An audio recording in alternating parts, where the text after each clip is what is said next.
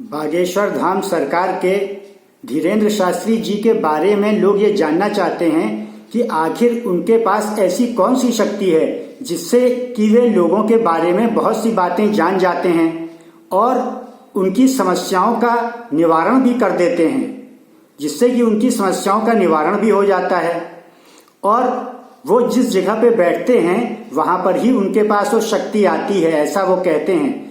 Otherwise वो साधारण इंसान हैं, जिसका जिक्र वे कई बार कर चुके हैं कि वे अदरवाइज एक साधारण इंसान है। वैसे भी एक साधारण इंसान है, लेकिन उनके पास सिर्फ एक ऐसी शक्ति आ जाती है, या शक्ति तो वो हनुमान जी की है, वो तो सिर्फ उसके लिए प्रार्थना करते हैं। बस उनके प्रार्थना की ही वो शक्ति है कि जिससे कि डायरेक्ट हनुमान जी ऐसी शक्ति का असर करते हैं कि उनके पास जो भक्तगण आते हैं उनकी समस्या का निवारण हो जाता है।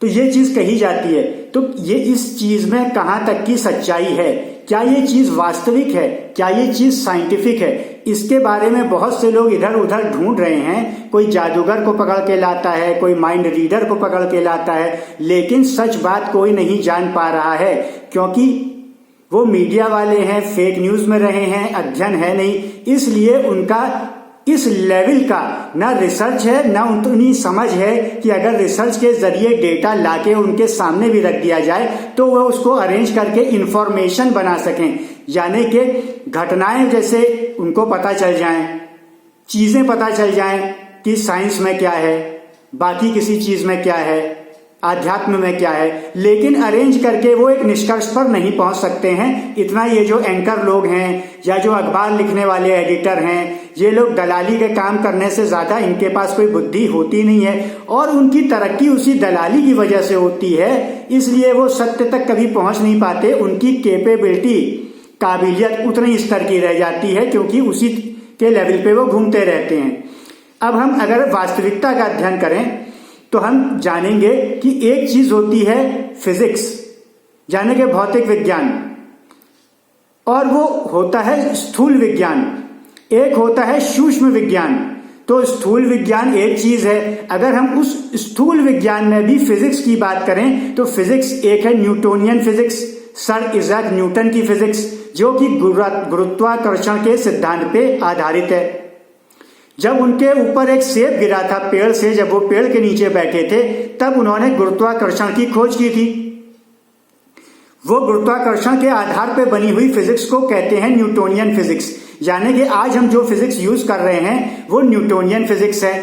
अब ये ग्रेविटी पे है, यानी कि गुरुत्वाकर्षण पे, लेकिन एंटी ग्रेविटी पे उसका उल्टा भी फिजिक्स है। तो अगर हम एंटी ग्रेविटी की फिजिक्स की बात करें तो वो इससे अलग होगी, यानी कि फिजिक्स एक तरह से फिर से लिखनी पड़ेगी। ये न्यूटन के सिद्धांत उस पर लागू बिल्कुल भी नहीं होंगे।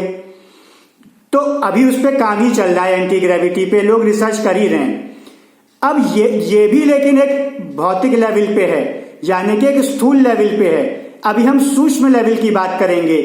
सूक्ष्म लेवल पे कुछ पैरानॉर्मल एक्टिविटीज भी होती हैं, और ऐसा नहीं है कि भारत में ही माना गया, आध्यात्म में ही माना गया।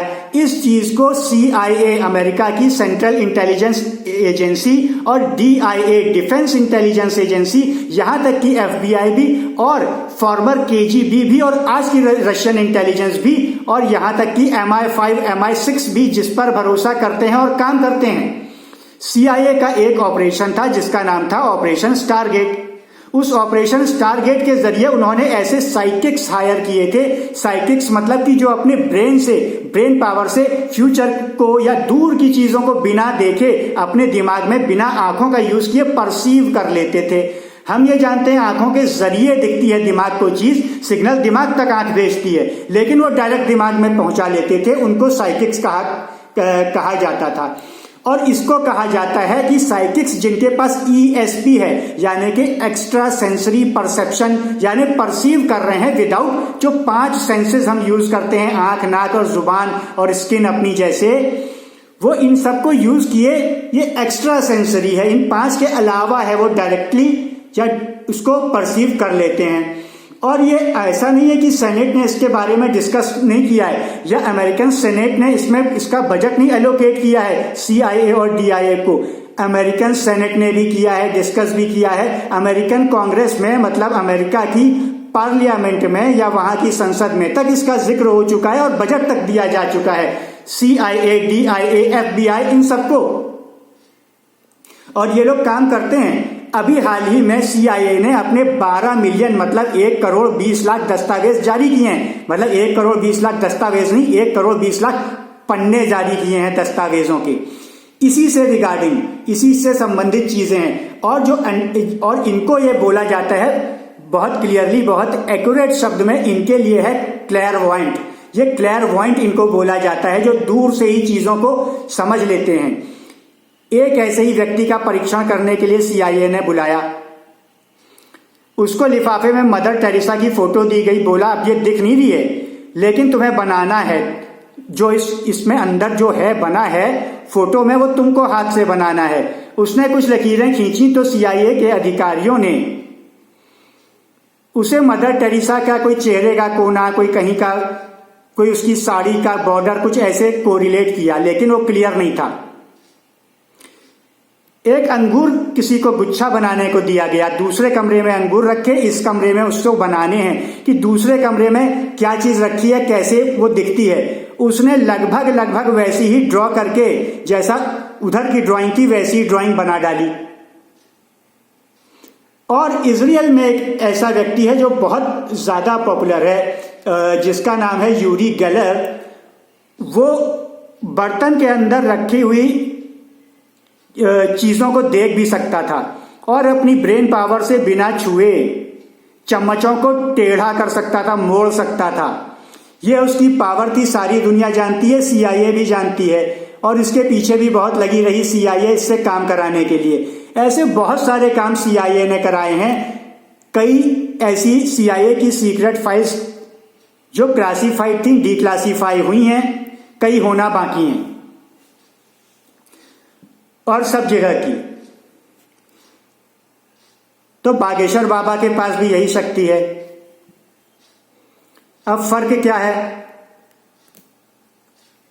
फर्क सिर्फ इतना है कि भारत में उसे आध्यात्म से जोड़ते हैं, वहां नहीं जोड़ते।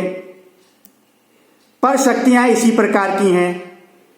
भारत इसमें एडवांस्ड है इसलिए ऐसी हैं, तो इसलिए इसको शक्ति माना जाता है। पर किसी ना किसी रूप में ये चीजें हैं और साइंटिफिक हैं। CIA, DIA सारी दुनिया, अमेरिकी संसद तक मान रही है और यहां मीडिया वाले जादूगर और माइंड रीडरों में ही अभी तक अटके पड़े हुए हैं। तो ये देख लीजिए सच्चाई, ये साइंस और स्थूल और सूक्ष्म ये सब चीजें यहां डिस्कस हो गई और हम समझ गए। ऑपरेशन स्टारगेट आप सर्च करेंगे, बहुत बड़ा ऑपरेशन था US का, वो बंद भी हो चुका, लेकिन उसी तरह के अन्य ऑपरेशंस चलते रहते हैं, उससे भी ज्यादा। तो सही जानकारी हम लोगों को होनी चाहिए। हम ऐसे फेक न्यूज वाले मीडिया वालों को, जिनको ना अध्ययन है ना ज्ञान है, उनके चक्करों में ना पड़ें, इनसे दूर रहें और स्वयं रिसर्च करें और सही जानकारी जहां से मिलती हो सिर्फ वहीं से लें। इसके लिए इस वीडियो को ज्यादा से ज्यादा शेयर करें, सब्सक्राइब करें और बेल आइकन दबाना बिल्कुल भी ना भूलें। अभी मैं इस चीज को और डिटेल में आपको समझाऊंगा कि ये चीजें पैरानॉर्मल, ये जो पावर्स होती हैं, ये लोगों के पास कैसे होती हैं, लोग कैसे करते हैं। जैसे कि हमारे पहले तांत्रिक चंद्र स्वामी ने भी की थी। नीम करौली बाबा के लिए मार्क जकरबर्ग और स्टीव जॉब्स तक भारत आए थे, जो उनकी पावर को मानते थे, उनके कहने के अनुसार ही चलते थे। इसलिए अभी तक वो कितने सफल हुए ये भी हम देख रहे हैं। वो इसी सफलता के लिए ही तो आए थे, अध्यात्म के लिए भी आए थे, लेकिन इसके लिए भी आए थे। स्पेशली मार्क जकरबर्ग तो इसी के लिए आया था, जबकि वो थे भी नहीं तब। और स्टीव जॉब्स से भी क्या भी वो दोबारा नहीं मिल पाए थे जब वो दोबारा आया। तो ये चीज हम लोगों को आज पता चली। इसलिए इस वीडियो को शेयर करें कि सही जानकारी फैले और सब्सक्राइब करके बेल आइकन जरूर दबाएं। धन्यवाद।